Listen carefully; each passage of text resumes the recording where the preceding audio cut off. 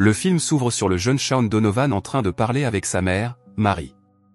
L'histoire passe rapidement à un moment choquant, lorsque Shaun et son père assistent à un vol de voiture brutal qui se termine par la mort de sa mère sous ses yeux. 10 ans plus tard, ce souvenir le hante toujours.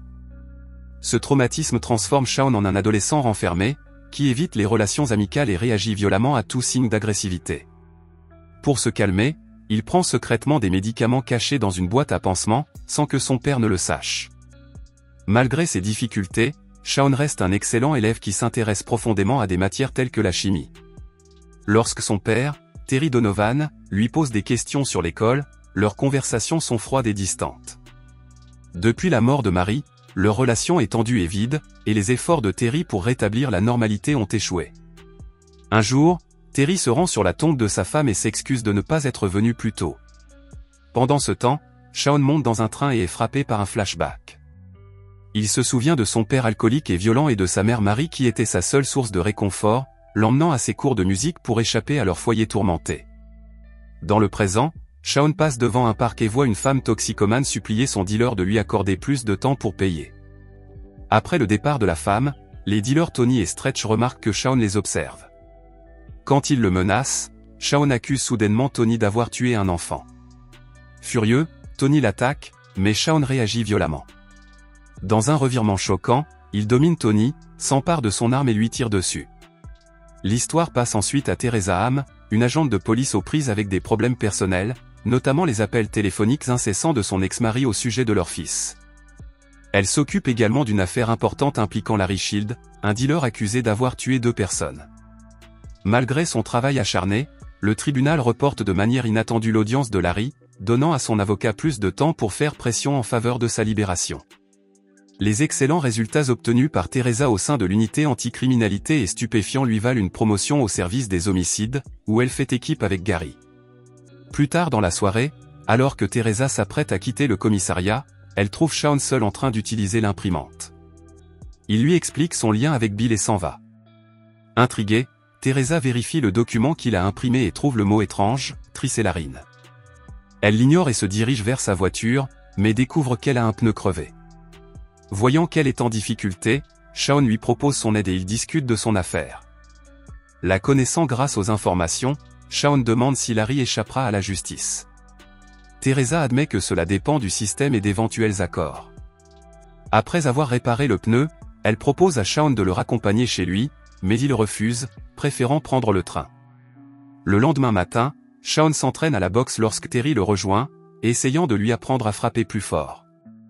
Malgré les tentatives de Terry pour renouer avec lui, Shaun ne parvient pas à oublier les abus que son père lui a infligés, à lui et à sa mère. Dans un flashback, Terry, ivre, se dispute avec Mary au sujet des cours de piano de Shaun. Lorsque Mary prend la défense de son fils, Terry s'en prend violemment à elle, lui intimant de se taire si elle veut rester à la maison. Ce souvenir hante encore Shaun, même après toutes ces années. Pendant ce temps, Stretch, le dealer, dénonce le meurtre de Tony, mais il n'y a aucune preuve. Gary suggère de classer l'affaire, car Tony était un pédophile et un dealer qui avait de nombreux ennemis. L'histoire passe ensuite à une prostituée qui appelle son client Joe pour lui dire qu'elle est malade et qu'elle ne peut pas le voir. Joe devient violent, fait irruption dans sa chambre et la traîne dehors. Shaun intervient et se bat pour la protéger. Lorsque Joe le menace, Shaun sort un pistolet et lui tire dans la poitrine, le tuant sur le coup.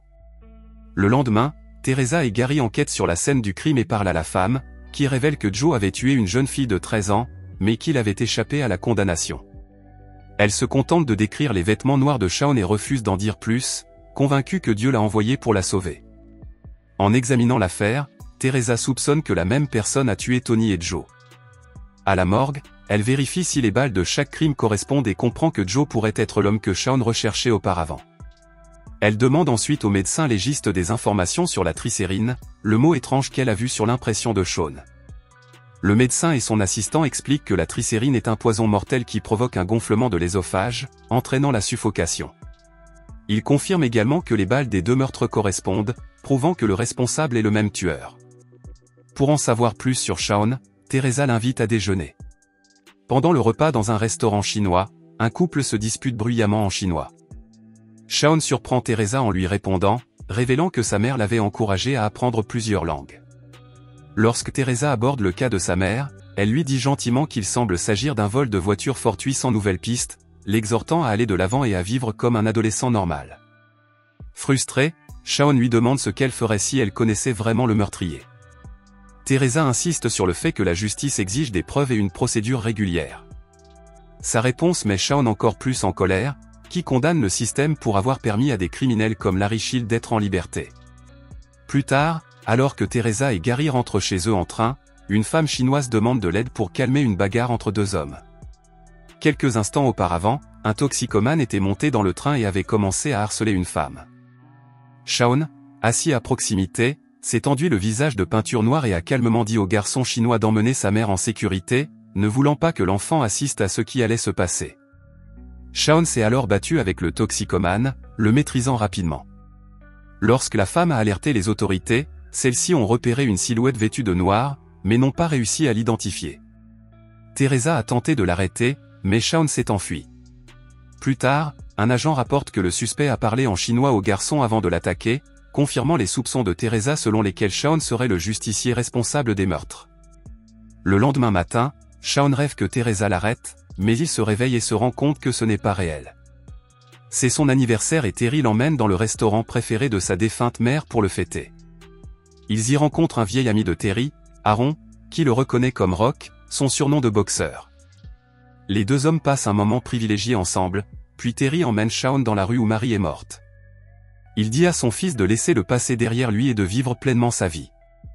Les larmes aux yeux, il s'excuse pour la douleur causée par sa violence et sa dépendance, admettant qu'il ne peut pas changer ce qui s'est passé, mais promettant d'être un meilleur père à partir de maintenant. Le lendemain, Teresa se rend chez Bill pour lui demander la vérité sur Shawn. D'abord hésitant, Bill la fait entrer et lui explique finalement ce qui s'est passé des années auparavant. Après la mort de sa mère, Shawn était tellement traumatisé qu'il ne pouvait ni pleurer ni parler. Lorsque la police lui a montré les photos d'identité judiciaire, il a immédiatement désigné un homme. Mais quand Terry a vu les photos, il a nié le connaître et a reproché à Shawn d'avoir accusé quelqu'un sans preuve. Sous pression, Shawn est revenu sur sa déclaration, affirmant qu'il s'était trompé. Il n'en a plus parlé jusqu'à récemment, quand il a vu le visage du même homme aux informations. Shawn est convaincu que le meurtrier de sa mère est Larry Shield, celui-là même que Teresa tente de faire condamner. Plus tard, Shawn rencontre Teresa, la remercie pour son aide et lui dit qu'il est prêt à aller de l'avant. Il sort avec un ami pour aller à une fête. Toujours mal à l'aise, Teresa le suit et l'attend dehors.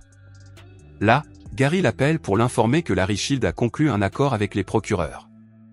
Il ne purgera que 2 ans de prison avant d'entrer dans le programme de protection des témoins, échappant ainsi à la justice pour plusieurs meurtres. À la fête, Shawn se souvient soudainement que Larry Shield a appelé son père Rock le soir du décès de sa mère, un surnom que seuls les vieux amis de Terry utilisaient. Cette révélation le bouleverse. Sur le chemin, Shawn repense aux événements de cette soirée. Il se souvient que son père avait arrêté la voiture après avoir été renversé. Larry Shield s'était approché, avait échangé quelques mots avec Terry, puis s'était approché de Marie et lui avait tiré dessus. Les souvenirs relient tout. L'amitié passée entre Terry et Larry, le meurtre et le silence de son père. Shawn fait irruption dans le restaurant d'Aaron, à la recherche de preuves. Quand Teresa arrive, il est déjà parti. En explorant les lieux, il trouve de vieilles photos de Terry et Larry Shield ensemble, confirmant les soupçons de Shawn. Lorsque Terry rentre chez lui, il trouve la maison saccagée et appelle la police pour signaler une effraction. En fouillant la maison, il se rend au sous-sol et découvre Shawn assis là, ivre et furieux. Shawn explose, accusant son père d'années d'abus et d'avoir collaboré avec Larry Shield pour tuer sa mère. Il pense que Terry a organisé le meurtre pour toucher son assurance vie et échapper à ses dettes. Submergé par la colère et le sentiment de trahison, Shawn lève son arme et tire sur son père à la poitrine, le tuant. Quelques instants plus tard, Teresa arrive et le confronte. Shawn dit que Terry a engagé Larry Shield pour tuer Marie. Le pistolet est toujours posé sur la table. Désespéré, il supplie Teresa de l'aider. Comprenant que le système n'est pas toujours en mesure de rendre justice, la femme prend calmement le pistolet et le jette dans la rivière, couvrant ainsi le crime. Quelque temps plus tard, Shawn écrit une lettre à Larry Shield, qui purge sa courte peine de prison.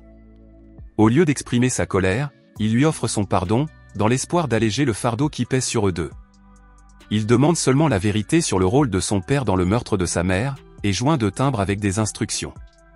Utilisez le noir si Terry était coupable, ou le rouge s'il était innocent. Larry, manipulateur, renvoie la lettre avec un timbre rouge, prétendant que Terry est innocent.